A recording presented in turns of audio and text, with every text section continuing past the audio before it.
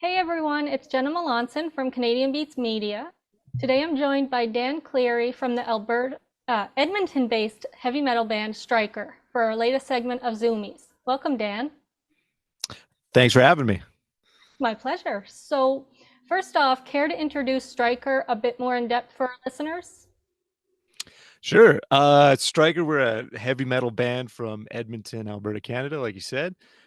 We've been a band for, I don't know, maybe like 15 years now or something like that. Um, this is a Canadian uh, media outlet, so we have won a Juno. We won in Hmm. 2020. I mean, it's funny because that doesn't always mean anything to, if you're from Europe or something like that, but for Yeah, for Canadians, sure. yeah. And yeah, we're just a metal band from Canada who likes to shred. Okay. So, you unveiled your seventh studio album, Ultra Power. Can you tell us about a bit about the creative process behind the release? Yeah, so this album we spent a long time writing it. Actually, we hadn't put out an album for almost 5 years, obviously due to the COVID stuff and all that stuff. But yeah, we had kind of like a crazy selection of songs because we as musicians we just like to write, and that's like the main hobby is just writing music. So um, we had probably about 70 ideas by the time, and that's like 70 actual ideas, not like the fringe ideas. I'm sure we had like over 100, but and then we were able to whittle it down, uh, just stylistically, which of these things actually fit together and all that. And so, yeah, we whittled it down to about 20 to 30, and then we went into the studio and sort of put our heads together and figured out which ones we wanted to actually record. um, so yeah, we had lots to choose from, and you know all kinds of different writing sessions and things like that. So yeah. The album was produced by Josh Schrader. How did his guidance contribute to the shaping of the final sound of the album? Josh is great. It was funny because he's known for doing like very heavy music. So examples would be like Lorna Shore. That's like more in the realm of extreme vocals. It's the type of stuff that, like, when people say metal and are off put by it, it's because they've heard something like that. It's like Mhm. it's not for like beginners. You know what I mean? Yeah. And so we just thought it would be fun to go record with someone who produces albums like that. And it turns out he's just a really great producer all around. It didn't necessarily matter that he was Mhm. specifically known for that style of like extreme metal, but yeah, he was awesome. It was really nice. Like the last three albums we put out on our own, we just self-produced, and we Okay. thought, this might be a good change to actually go to a producer who can say, hey, you know what, this is a bad idea, or this is a really good idea, and also help mediate between band members. I think that's an important thing too, where you're like, Mhm. if two people have a different idea of how something should go, it's nice to have a third person there to be like, act well, why don't we try, this and Mhm. this. And so um he was great to work with, and we're hoping that we can go back for our next album and record with him if he's not too famous by then. Awesome. So, Circle of Evil and The Best of the Best of the Best are two singles released from this album, each of them with their own music video. So, what are some highlights of those video shoots? Yeah, it's funny. So we're like an independent band, so we don't have a record label funding us or funding our Mhm. videos. So we've been really eh, hands on. We've been filming the videos ourselves, and it's been a bit of a learning experience. Like in the past, we've done some of the editing ourselves, but never really the filming. Um, so we bought ourselves some camera gear and went out and recorded it, and I think it worked out pretty good. We had lots of fun. Best of the best of the best was like, you know, eh, we just needed an excuse to go jet skiing.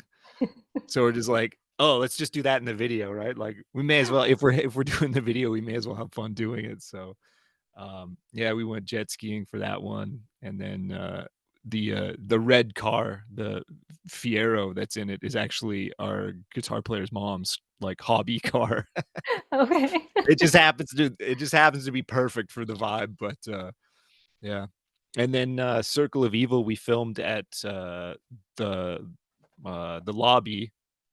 It's a like an old school video store here in Okay. Edmonton, and it's like one of the last ones around kind of thing. Hmm.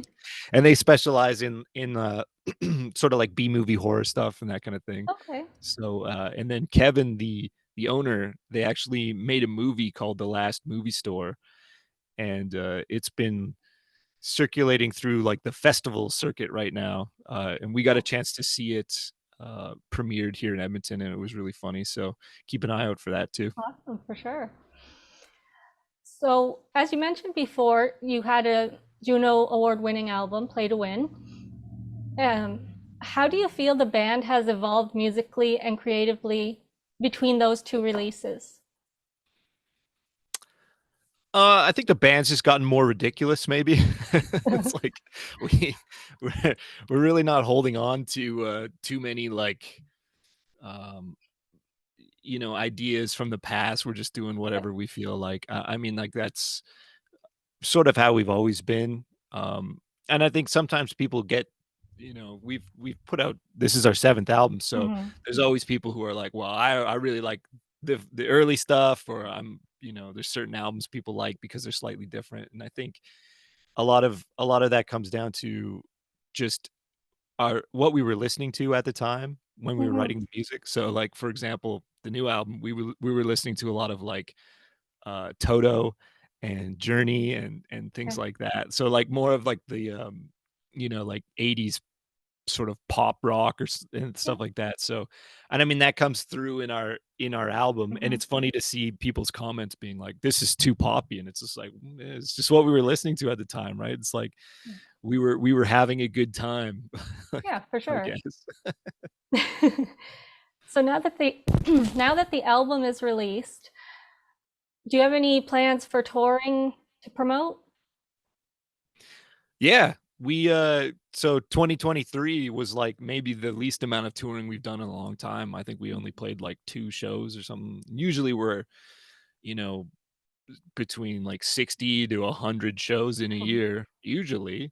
And we just yeah, so with getting the album ready and all that stuff, doing it Mhm. all ourselves, it's like that sort of took the most amount of time. We didn't end up getting to do much touring, so we're really excited to get back out on the road. We're booking a tour right now for um, late April and into May, and we'll be playing a festival in Chicago, the Okay. Legions of Metal Festival.